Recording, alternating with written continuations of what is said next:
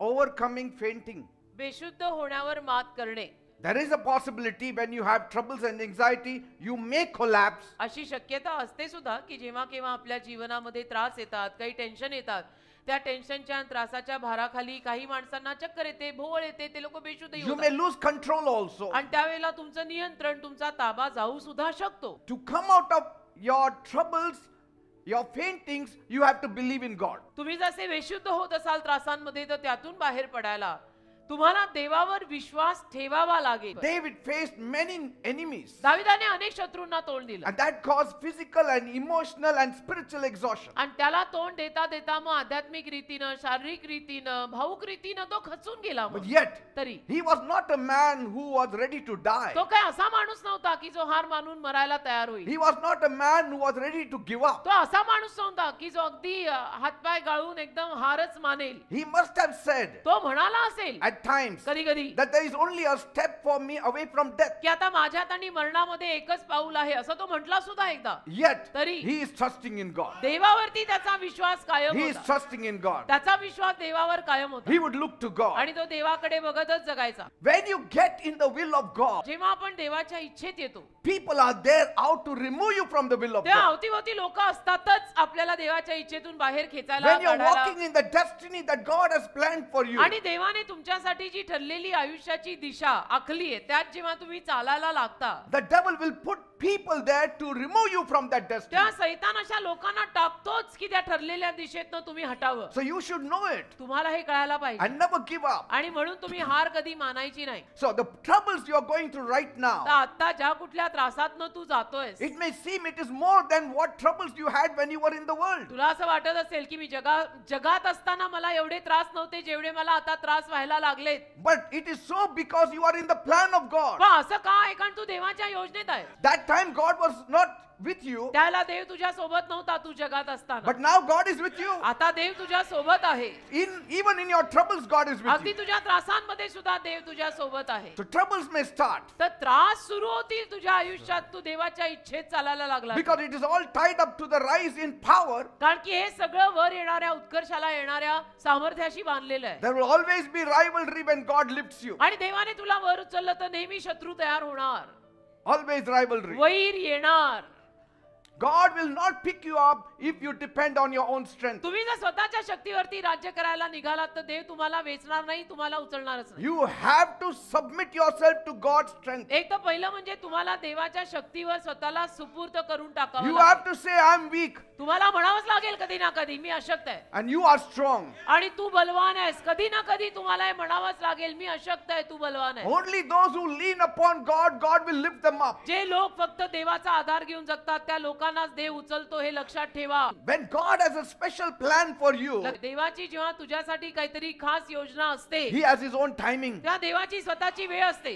He has His own timing. देवाची स्वतःची वेळ असते, आपण पण घाई करायची नाही. When you go through extreme pressures, जेव्हा तुम्ही प्रचंड दबावातनं जाता, are you still loyal to God? तरी तुम्ही देवाची विश्वासू आणि इमानी आहात का? Do you say, though He slay me, yet I will trust on you? तुम्ही असं म्हणता का त्या अवस्थेमध्ये की त्यांनी मला ठार मारलं तरी मी त्याच्यावरच विश्वास ठेवत जगणार आहे? If you have riches, He will remove your riches and then make you rich. तुमच्याकडे धनसंपत्ती असेल तर देवबाप कदाचित ती काढून टाकेल आणि मग तुम्हाला परत धनसंपत्तीवान करेल. But you will say, I had already riches, now also God has given me riches. What's the difference? मग तुम्ही म्हणाल की अरे अगोदर माझ्याकडे धनसंपत्ती होतीच, ती देवाने काढून कशाला घेतली, आता नाहीतरी त्याने मला ती परत दिलीच ना. See, there are two things in it. दोन गोष्टी याच्यात असतात. Those riches were gained by your own strength, ती धनसंपत्ती तुम्ही तुमच्या ताकदीवर कमवली होती. and now the blessing that came is coming from God. आता जो आशीर्वाद येतोय तो देवाकडनं येतोय. जमीन आसमानाचा त्यात फरक आहे. Secondly, घाम गाळून घेणं आणि देवाने देणं यात फरक खूप आहे. and secondly, दुसरी बाब,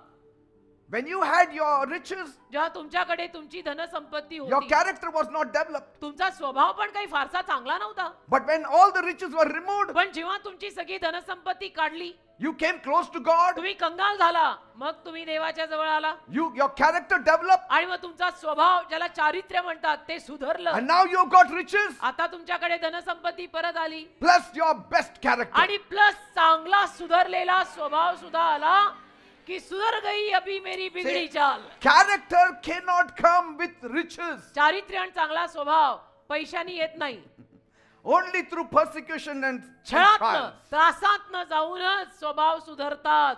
Your character should be better than your enemy's character. तुझा जो स्वभाव आहे ना बेटा, तो तुझ्या शत्रूंच्या स्वभावापेक्षा वन अप आणि चांगला पाहिजे. Then God can stand for you. मग देव तुझ्या बाजूने उभा राहू शकतो. There has to be a difference. फरक पाहिजे का There नाही? has to be a difference between darkness and light, अंधारात आणि प्रकाशात फरक हवा ना. between God and Satan. देवात आणि सैतानात फरक हवा ना. Our हे त्यात- character should shine better than others. आपलं चारित्र्य आणि आपला स्वभाव सगळ्यांपेक्षा जास्त चमकला पाहिजे. God protected David every step of the way. देवाने दाविदाला प्रत्येक पावलावरती सुरक्षित ठेवलं. He showed David that his purpose will prevail. आणि दाविदाला देवाने दाखवून दिलं की माझा तुझ्या जीवनासाठी संकल्प आहे आणि तो घडणार आहे. Patience धीर and trusting in God देवावर विश्वास ठेवणं are very essential अतिशय गरजेचं आहे. when you are waiting upon God. जेव्हा तुम्ही देवाचरणी वाट पाहत असता त्यावेळेला. Because if you want God's promises to be fulfilled in your life, कारण तुझी मनोभावे जर इच्छा असेल की देवाची अभिवचनं माझ्या जीवनात पूर्ण व्हावीत, then trusting and patience is very मग important. तुला देवावर विश्वास ठेवावा लागेल आणि धीराने जगावं लागेल. And God uses his trials आणि देव या आलेल्या सगळ्या समस्यांना वापरतो to refine his people त्याच्या लोकांना अजून शुद्ध करायला and prepare them for greater आणि responsibilities. त्याच्या लोकांना अजून पुढे जाऊन मोठ्या जबाबदाऱ्या घ्यायला. Preparation time is never a wasted time. तरी पूर्वतयारीची वेळ काही वाया गेलेली वेळ नसते. Testing time is not wasted time. परीक्षेची वेळ काही वाया गेलेली वेळ नसते बेटा. परीक्षेत देव आपल्याला तयार करतो. It is all growing time. सगळं ती वाढ यायची वेळ असते That God's timing की देवाची वेळ and God's plans आणि देवाची योजना often involve trials, नेहमी त्रासांसकटच येते. but ultimately they will lead you to glory. पण सरते शेवटी ते सगळं तुला वैभवाकडे नेणार हे खरं आहे. So hallelujah. learn from the mistakes तर ज्या काही चुका तुमच्याकडनं होतात त्यातनं शिका. instead of dwelling on the guilt alone. फक्त दोषी भावना घेऊन तसेच बसू नका. Use the experience तो अनुभव, to grow in wisdom. तो आलेला अनुभव ज्ञानात वाढायला वापरा. Use that experience to make better choices in the तो future. आलेला अनुभव आयुष्यामध्ये चांगले निर्णय अजून घ्यायला वापरा. Say भले आता चूक झाली, पुढे आपण शिकून चांगले निर्णय घेऊया. Isaiah 40, we all know 29 to यशा 31. 40 29 ते 31 आपल्याला सगळ्यांना ठाऊक He असेल. gives power to the weak. तो अशक्तांना शक्ती देतो. He gives power to the faint. तो बेशुद्ध होणाऱ्यांना सामर्थ्य देतो. And to him who has no might, he increases strength. आणि ज्याच्याकडे बळ नाही त्याची ताकद तो वाढवतो. By turning to God in repentance, मी देवाकडे जर पश्चातापाने वळलो accepting his grace, आणि देवाची कृपा जर मी स्वीकारली and learning from our failures, आणि स्वतःच्या अपयशातनं जर मी शिकून घेतली we can rise stronger. तर आपण अजून शक्तिमान रीतीने वर येऊ शकतो. Because all things will work out together for good for those who love God. कारण ज्यांचं देवावर प्रेम आहे त्यांच्या जीवनात सरते शेवटी सगळं चांगल्याकडे होणार आहे.